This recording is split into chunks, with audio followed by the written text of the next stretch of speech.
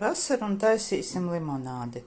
Te man ir gandrīz laikam 2 litru burka, litris 800.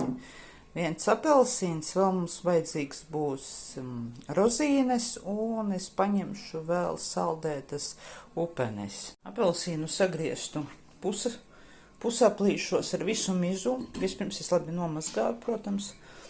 Liekam burkā. Sauju rozīņu. Vēl ir saldētas upenes. Arī kādu salviņu pievienosim. Lai mums taču vēl cukurs vajadzīgs. Tā tas viss tur izskatās. Ja kuram garšo var pievienot krustnagliņas, bet man krustnagliņas nepārāk patīk. Nu, un uz šito daudzumu kādas 6, 7 ēdam karotes cukura.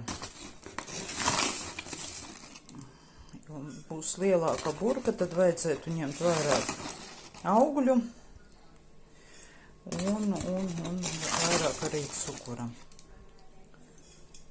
Jau tagad izskatās smuki, vai ne?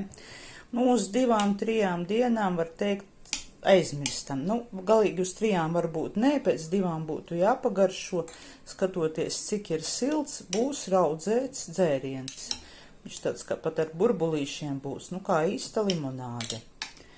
Būs raudzēts dzēriens vasarā, ļoti valdzējošs.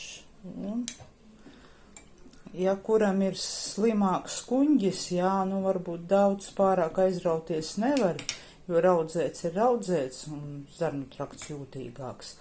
Bet, nu tā, ļoti foršs padzēriens sanāk.